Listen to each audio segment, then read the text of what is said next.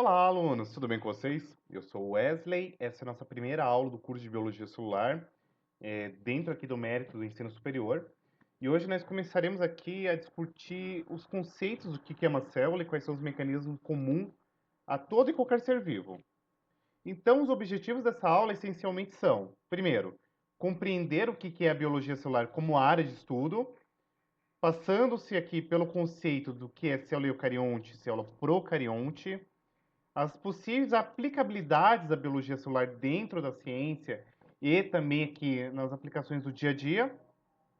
E, consequentemente, eu apresento aqui brevemente qual que é a literatura científica mais adequada para quem queira estudar os conceitos essenciais aqui de biologia celular. Então, vamos lá.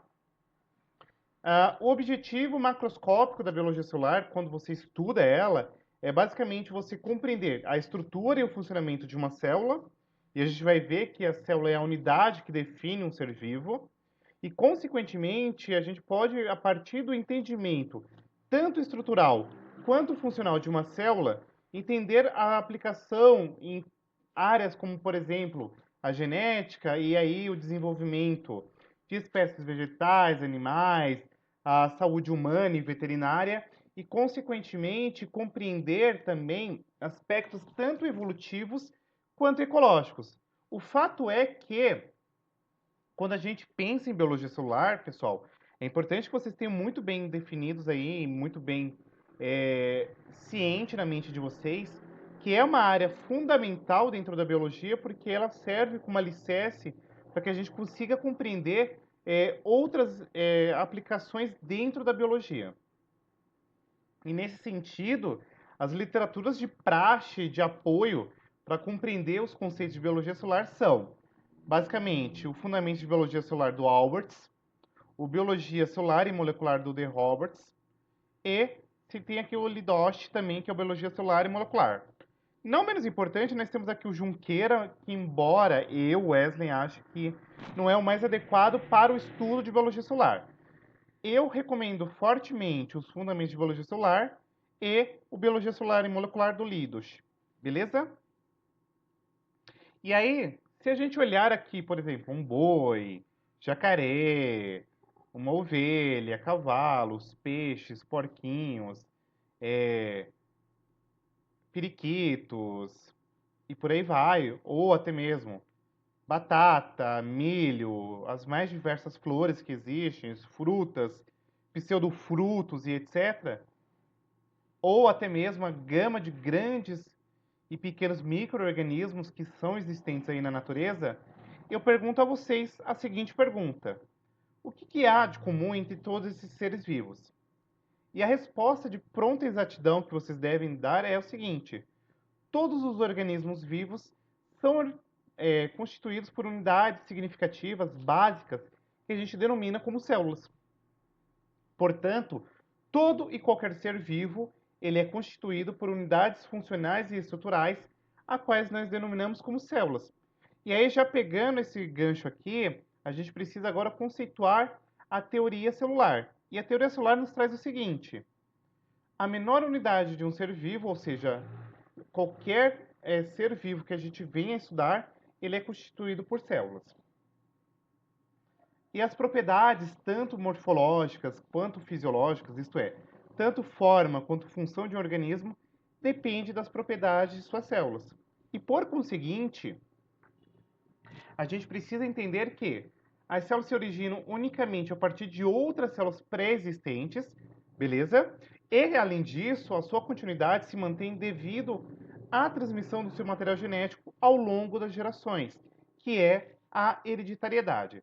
Traduzindo a vocês, em outras palavras, significa o seguinte: uma célula só consegue ser originada a partir de uma célula pré-existente, e, consequentemente, esse mecanismo de originação de uma nova célula a partir de uma pré-existente se dá através da transmissibilidade do material genético. Em outras palavras, transmitir o DNA de uma célula-mãe para uma célula filha. Isso, em especial, a gente estuda lá na genética. Por ora, é importante que vocês compreendam e concebam a ideia de que todo e qualquer ser vivo é formado por células. As propriedades desse organismo são inerentes tanto à morfologia quanto à fisiologia das suas células, e todo ser vivo ele tem as suas células originadas de uma pré-existente. E aí, nesse sentido, a gente pode conceber que a análise de todo e qualquer ser vivo parte de compreender a sua organização celular. Além disso, a história da biologia celular, ela começa aqui, tem como o principal protagonista Robert Hooker, que é um cientista ali do século XVII, que observou em microscopia microscopia óptica, cortiça de vegetais. Então, basicamente isso aqui é tecido morto presente aqui em casca de árvores, tá? O Antoine Vanlunier, ele também desenvolve aqui as técnicas de microscopia e, consequentemente, isso acaba refinando, por conseguinte, o estudo aqui de estruturas celulares. E aí a gente tem aqui no século XIX dois importantes cientistas, que é o Matthias Schindler, que é um botânico, e o Theodor Schauer, que estavam estudando, respectivamente, células de cebola e células animais. E aí o Matthias Schindler, ele observa aqui células de cebola, e o Theodor Schauer, que é um zoólogo, ele estava observando aqui células vermelhas no sangue humano.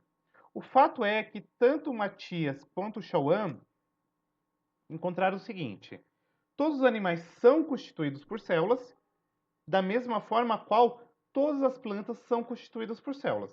O que nos traz agora a seguinte conclusão: a célula é a unidade fundamental dos seres vivos, que é a famosa teoria celular. Então, o Schelen e o Schauer, eles nos traz que, independentemente de ser um organismo animal ou um organismo vegetal, todo e qualquer ser vivo é formado aqui por células. Por conseguinte, nós temos aqui o Rutherford Fischer, que é também um importante expoente aqui dentro das ciências naturais, que nos traz o seguinte: todas as células se originam a partir de outras células pré-existentes. Então, ele concebe a ideia aqui de divisão celular. Logo, a gente já consegue conceber aquela teoria celular com o quê? Para que uma célula consiga ser originada, ela precisa ter uma outra célula pré-existente para dar origem a ela. Acrescido a isso, é importante a gente se atentar que, pensando em uma perspectiva evolutiva, a gente vai perceber que todos os seres vivos, desde o mais ancestral lá, todos os seres vivos são constituídos por células. Nesse sentido, compreender a biologia celular é importante para que a gente consiga compreender também todo o percurso evolutivo das mais diversas formas biológicas que existem no planeta Terra. Seja organismos vegetais ou organismos animais, micro-organismos, como por exemplo arqueias ou bactérias, fungos, protozoários e etc. É importante que a gente conceba essa ideia de compreender a célula como unidade morfológica e funcional para que a gente consiga observar como que se deu a evolução dos seres vivos ao longo de milhares de anos. Acrescido a isso, é importante que vocês saibam que existem aqui processos celulares que são inerentes a uma célula. E aqui eu queria destacar de antemão o famoso dogma da biologia molecular, que nos traz o seguinte: todo ser vivo é constituído por material genético, basicamente aqui DNA ou RNA, mas o DNA ele consegue, através de um processo chamado de duplicação, originar uma fita de RNA, e o RNA, por sua vez, ele pode ser de diversos tipos: RNA mensageiro, ribossômico, transportador, de interferência e por aí vai. Sendo que o RNA mensageiro, quando ele é direcionado lá para a região do citoplasma e entra no ribossomo, ele origina aqui as proteínas. O fato é que esse processo de duplicação, transcrição ou tradução é um processo inerente a todo e qualquer ser vivo, tá? Claro que no século XX, lá na década de 90, 80, descobriu-se que é possível, a partir de uma molécula de RNA, formar uma molécula de DNA através de um processo denominado como transcrição reversa, tá? O que acaba sendo um marco aqui muito importante. Além disso, muito provavelmente lá no ensino médio, no ensino fundamental, vocês tenham tido contato com a ideia de classificação taxonômica em 5 reinos, né? Reino animal, protista, fungi, vegetal ou reino monera. Eu quero que vocês saibam que essa classificação em reinos, ela não é já adequada, porque a gente precisa entender que, observando-se evolutivamente, a gente consegue encontrar algumas características que são comuns, por exemplo, entre bactérias e protistas e por aí vai. E aí a gente estuda agora domínios da vida, que são três: o domínio arqueia, o domínio bactéria e o domínio eucária. O fato é que, independentemente de ser domínios ou reinos, é importante que vocês entendam que existem dois tipos básicos de células, sendo eles a célula procarionte e a célula eucarionte. E aí você deve estar se perguntando, beleza, existe uma célula procariota, uma célula eucariota, mas o que, que a gente pode observar para conseguir fazer uma distinção entre uma e outra? Basicamente, nós podemos olhar quatro coisas. Primeiro, a presença de envoltório nuclear, o tamanho das suas células e moléculas, o tamanho e a organização genômica e, consequentemente, como que é a sua organização celular. Isto é, a gente precisa compreender de antemão se essa célula tem núcleo, o tamanho dessa célula, como que é a organização genômica, isto é, como que todos os genes dessas células estão organizados e se essas células apresentam organelas, estruturas endomembranosas e etc. Então vamos lá com calma para a gente entender. Então vamos lá. Quanto à presença de envoltório nuclear, qual que é o primeiro passo? Um organismo procarioto, que é um organismo geralmente unicelular, são basicamente células que não apresentam um núcleo verdadeiro delimitado por membrana. Em outras palavras, a gente fala que nós temos aqui um núcleo desorganizado, ou seja, não tem esse núcleo. Em contrapartida, um organismo eucarioto, que pode ser tanto unicelular quanto multicelular, apresentam aqui células com um núcleo verdadeiro delimitado por uma membrana que a gente chama de envoltório nuclear. Provavelmente você esteja se perguntando, tá, Wesley, o que seria um organismo unicelular ou multicelular? Um organismo unicelular é um organismo formado por uma única célula. E um organismo multicelular é um organismo que apresenta mais de uma célula. Beleza? E nesse sentido, a gente pode conceber a ideia de um organismo procarioto como, por exemplo, uma bactéria. A bactéria ela apresenta aqui a ausência de núcleo e, consequentemente, o seu material genético está disperso aqui numa região que a gente chama de nucleóide. Já em contrapartida, um organismo animal, por exemplo, que é um organismo que apresenta núcleo, uma diversidade de organelas, vai ter o quê? Um material genético delimitado dentro de uma membrana, beleza? Acrescido a isso, a gente pode observar ainda que existe uma questão de tamanho de células e moléculas. Então, a gente pode conceber, ó, que ó, olha o tamanho aqui, a gente pode observar de uma escala nanométrica até milímetros, tá? Então, basicamente, ó, as moléculas estão aqui numa escala nanométrica, as organelas já estão aqui entre nanômetros e micrômetros, e por aí vai. O fato é que a gente pode pegar, por exemplo, ó, uma levedura que é um organismo eucarionte, tem aqui cerca de 5 micrômetros. Já uma célula humana, por exemplo, apresenta 20 micrômetros. Já, em contrapartida, uma bactéria, por exemplo, apresenta aqui entre 0,1 até 10 micrômetros, e vírus, olha o tamanho, entre 50 a 100 nanômetros, tá? Algumas células podem ser vistas a olho nu, como, por exemplo, uma célula de um ovo, tá? Nós temos aqui protistas ciliados, que apresentam aqui 0,25 milímetros. E o fato é que a gente ainda precisa compreender a organização e também o tamanho de um genoma. Por exemplo, ó, o HIV do tipo 1, ele tem cerca aqui de aproximadamente aí 20 mil pares de bases, já uma Escherichia coli apresenta aqui 5 megabases, o milho 2 gigas de base, ó, humano 3 gigas, uma multi 4, gigabases. Olha o tanto de genoma que tem esses organismos.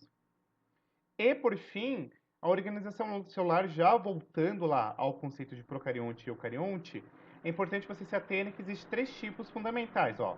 A célula procarionte, que é aquela célula que não tem envoltório nuclear, é pobre em organelas, então por exemplo, uma bactéria apresenta somente ribossomo, que está atrelado com síntese proteica.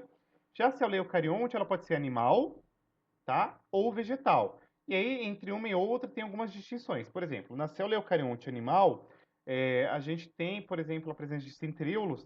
Já nas vegetais, com exceção aí de vegetais inferiores, não tem esses centríolos. Na vegetal, por exemplo, nós temos a presença, por exemplo, de parede celulósica, a presença de cloroplasto e etc. Coisas que não existem, por exemplo, na célula eucarionte animal. E aí eu quero que vocês façam-se a seguinte pergunta. Beleza, em vista de tudo isso que eu expus até esse momento, o que todas as células, independentemente de ser eucarionte ou procarionte, vai ter em comum? E a resposta para isso, pessoal, é a seguinte.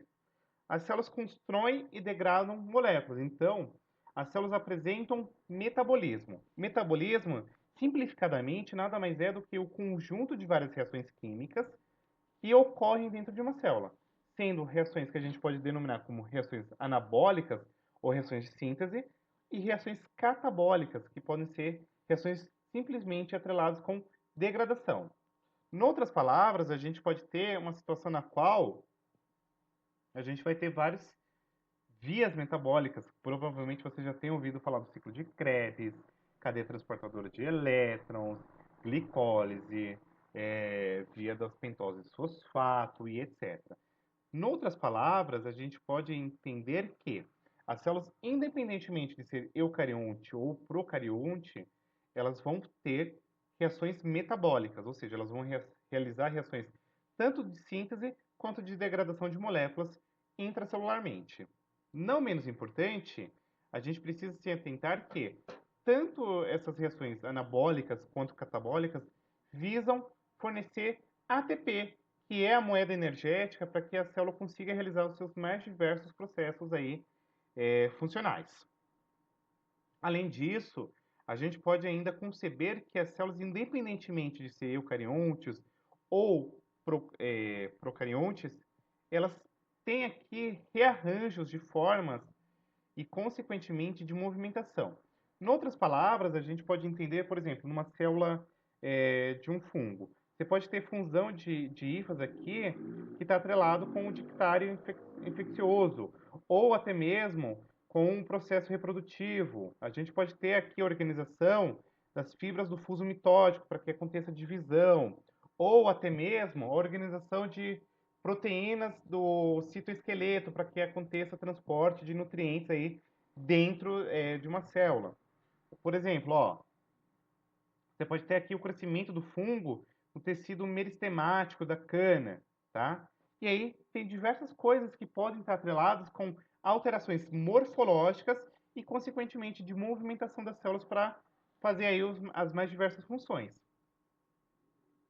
Não menos importante ainda, as células são capazes de receberem e emitirem informações. Em outras palavras, eu quero que vocês entendam que as células elas podem conceber, receber informações do meio, e aí pode estar atrelado, por exemplo, com movimentação, apoptose, defesa, proliferação, sobrevivência, diferenciação e etc. Logo, a gente pode conceber a ideia que as células podem fazer sinalização celular. O que significaria isso aqui?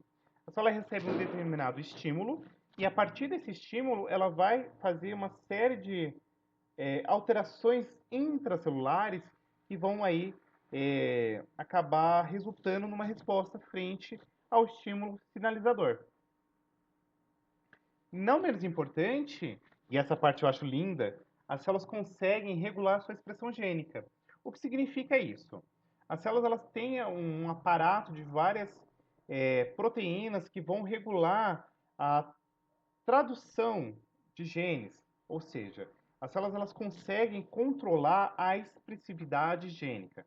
Por exemplo, você tem aqui uma sequência de DNA e você tem várias regiões aqui que a gente chama de regiões promotoras, regiões reguladoras, e a partir disso, a gente pode ter agora uma situação na qual a célula consegue controlar a expressão gênica. Beleza? Não menos importante, as células crescem e se dividem. Então, as células conseguem, a partir daquele processo de ter uma célula pré-existente e originar outra, seja por mitose, seja por meiose, seja por fissão binária. Isso daqui a gente vai comentar com mais calma nas próximas aulas. E as células, por sua vez, elas apresentam aqui um ciclo de vida. Então, as células nascem, crescem, se reproduzem e morrem. Então, todo esse processo do ciclo celular, do ciclo de vida de uma célula, é extremamente controlado. Então, você tem momentos de retração e condensação da cromatina, formação de prolongamento de membrana celular, colapso de núcleo, formação de corpos apoptóticos, que é a morte celular programada, lise e por aí vai. E vem a pergunta, mas e o vírus? O vírus seria um organismo vivo? E já vou antecipando para vocês. Não. O vírus ele não pode ser considerado um ser vivo porque ele não apresenta células. E, consequentemente, se ele não apresenta célula, ele é desprovido de atividade metabólica, ou seja, ele não tem aquelas reações de construção e degradação. E aí, os vírus, embora não apresentem célula, eles apresentam uma diversidade de matéria genética. Então, tem vírus de DNA, vírus de RNA, tem retrovírus, como, por exemplo, o caso do HIV, o lentivírus, tá? E aí vem as perguntas. Como que eu posso aplicar todo esse estudo da biologia celular? Por exemplo, olha essa notícia aqui interessante. Atenção, este alimento contém DNA. Beleza. Se um alimento, vamos supor, um arroz. O arroz é uma planta, certo? Se é uma planta, é constituído de célula e célula apresenta DNA. Portanto, mano, quando você lê umas notícias esdrúxulas dessa daqui na internet, você fala, mano, a pessoa deve ter tirado cueca freada, porque se é por exemplo, um animal, um boi que foi abatido, ele é formado por células, e células apresentam DNA. Você pode utilizar os conhecimentos de biologia celular para fazer melhoramento genético. Então, sabe aquele lance de você ter melancia sem semente? A gente só consegue compreender isso aí através de compreender a estrutura celular e, consequentemente, a organização dos genes. A gente pode, por exemplo, aplicar o estudo da biologia celular dentro da citogenética, ou seja, a gente consegue compreender a origem de espécies vegetais, tá? Então, ó, se a gente observar, existem várias variações de trigo na natureza e, consequentemente, com variação no número de cromossomos. Ou até mesmo, a gente pode observar o cruzamento interespecíficos, ó, tem esse tipo de trigo, mas o centeio, formando essa nova espécie aqui. Ou até mesmo, a gente pode observar como que se dá o controle de pragas agrícolas. Ó. Tem uma planta sadia e uma planta infectada por vírus aqui. Poxa, mas como que o vírus conseguiu causar isso daqui? O que ele acabou alterando dentro aqui da funcionalidade celular? A gente pode aplicar esse conhecimento, por exemplo, pessoal, para compreender a dinâmica de fenômenos neoplásicos, ou seja, fenômenos associados com câncer. E, por fim, a gente pode fazer diagnóstico ambiental, diagnóstico ecológico, estudar processos evolutivos, tá? E a gente pode utilizar isso aqui dentro da engenharia genética, então a gente pode isolar genes, a gente pode observar qual gene que modificado pode funcionar melhor, preparar genes aí para ser inseridos em uma nova espécie através do processo de DNA recombinante, desenvolvimento de transgênicos, tá? E como roteiro de estudo, eu vou colocar aqui, ó. Definir o que é um ser vivo, classificação dos seres vivos tanto em domínios quanto em reinos, a diferença entre eucarionte e procarionte, algumas funções celulares aí básicas, por exemplo, mitocôndria está associado com isso, lisossomo com aquilo, e a importância da biologia celular, dando aí alguns exemplos, além desses que eu havia citado aqui, tá? E como referência básica, eu recomendo aqui a leitura do capítulo 1, Introdução à Célula do Alberts, tá? Do Biologia Fundamentos da Biologia Celular. Beleza? Muito obrigado, um beijo e até a nossa segunda aula. Fui!